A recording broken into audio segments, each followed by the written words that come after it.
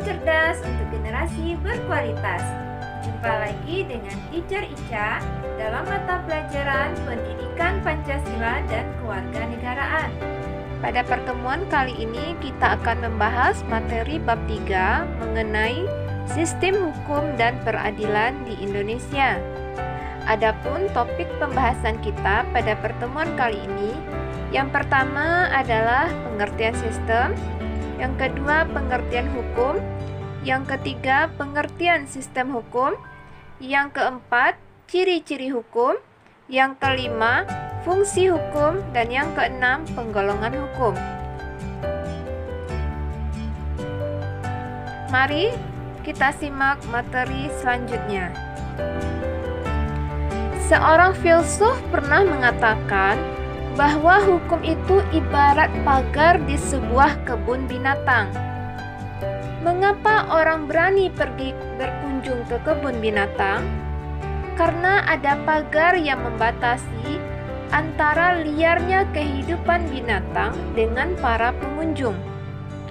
Jika tidak ada pagar yang memisahkan pengunjung dengan binatang, tentu saja tidak akan ada orang yang berani masuk ke kebun binatang. Para pengunjung dapat menikmati kehidupan binatang dengan aman karena ada pagar yang membatasi mereka dengan binatang buas tersebut. Demikianlah hukum itu pada hakikatnya merupakan pagar pembatas agar kehidupan manusia aman dan damai. Coba bayangkan, jika seandainya di negara kita ini tidak ada hukum, dapat diperkirakan kesemrautan akan terjadi dalam segala hal, mulai dari kehidupan pribadi sampai pada kehidupan berbangsa dan bernegara. Sebagai contoh, kalau seandainya tidak ada peraturan lalu lintas, kita tidak akan dapat memperkirakan ke arah mana seorang pengendara kendaraan bermotor akan berjalan, di sebelah kiri kah atau di sebelah kanan. Pada saat lampu menyala merah, apakah pengendara akan berhenti atau berjalan?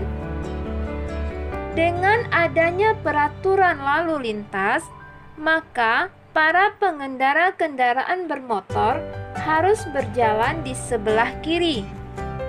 Jika lampu pengatur lalu lintas berwarna merah, maka semua kendaraan harus berhenti.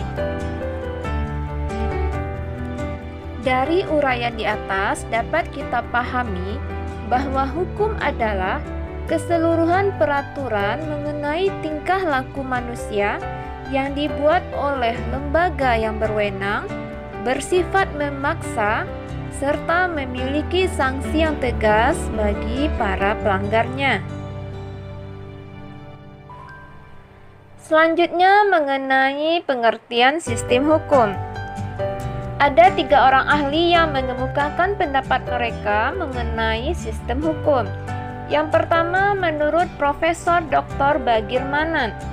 Beliau mengungkapkan bahwa sistem hukum nasional adalah sistem hukum yang dimiliki masyarakat Indonesia yang bersumber dari Pancasila dan Undang-Undang Dasar 1945, baik tata cara penerapan dan penegakannya harus memenuhi tata nilai yang integral yang terkandung dalam Pancasila dan Undang-Undang Dasar Negara Republik Indonesia tahun 1945. Yang kedua menurut Amir Syarifuddin SH.MH. Beliau mengatakan, sistem hukum nasional adalah sistem hukum yang bersifatkan Indonesia yang berdasarkan Pancasila dan Undang-Undang Dasar Negara Republik Indonesia tahun 1945. Dan yang ketiga, menurut Profesor Dr. Jimli As-Siddiqi. Beliau menyebutkan bahwa sistem hukum terdiri dari elemen-elemen kelembagaan, kaidah, aturan, dan perilaku para subjek hukum yang menyandang hak dan kewajiban yang ditentukan oleh aturan itu. Kemudian kita lanjutkan apa saja ciri-ciri hukum. Ciri-ciri hukum meliputi yang pertama adanya perintah dan larangan.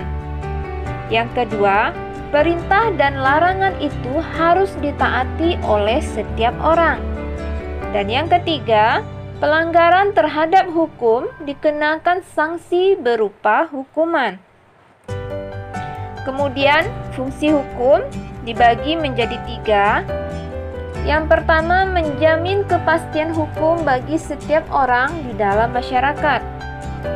Yang kedua, menjamin ketertiban, ketentraman, kedamaian, keadilan, kemakmuran, kebahagiaan, dan kebenaran.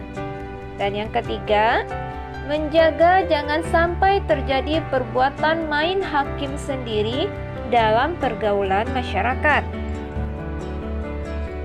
Dan yang terakhir, penggolongan hukum kita bagi menjadi 8 bagian.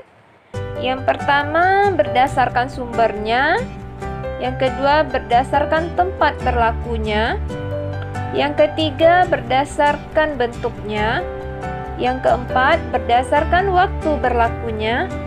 Yang kelima, berdasarkan cara mempertahankannya. Yang keenam, berdasarkan sifatnya. Yang ketujuh, berdasarkan wujudnya. Dan yang kedelapan, berdasarkan isinya. Mari kita lihat satu persatu. Kalau berdasarkan sumbernya, hukum itu dibagi menjadi 4 kategori. Yang pertama ada hukum undang-undang. Yang kedua, hukum kebiasaan. Yang ketiga, hukum traktat. Dan yang keempat, hukum jurisprudensi. Kalau berdasarkan tempat berlakunya, hukum dibagi menjadi 4 kategori. Yang pertama ada hukum nasional. Yang kedua, hukum internasional. Yang ketiga, hukum asing. Dan yang keempat, hukum gereja. Jika dilihat berdasarkan bentuknya, hukum dibagi menjadi 2, yaitu hukum tertulis dan hukum tidak tertulis. Berdasarkan waktu berlakunya, hukum dibagi menjadi 2, yaitu ius constitutum atau hukum positif dan ius constituendum atau hukum negatif. Kemudian berdasarkan cara mempertahankannya, hukum dibagi menjadi 2 kategori, yaitu hukum material dan hukum formal. Selanjutnya, berdasarkan sifatnya, hukum dibagi menjadi 2 kategori, yaitu hukum yang memaksa dan hukum yang mengatur. Berdasarkan wujudnya, hukum juga dibagi menjadi 2, yaitu hukum objektif dan hukum subjektif.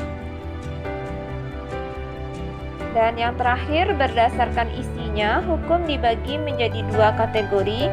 Yang pertama ada hukum publik yang terdiri dari hukum pidana, hukum tata negara, hukum tata usaha negara, dan hukum internasional. Dan yang kedua, hukum privat yang terdiri dari hukum perdata dan hukum dagang. Nah, anak-anak teacher, sekian dulu pembahasan materi kita pada pertemuan kali ini. Sampai jumpa pada video berikutnya.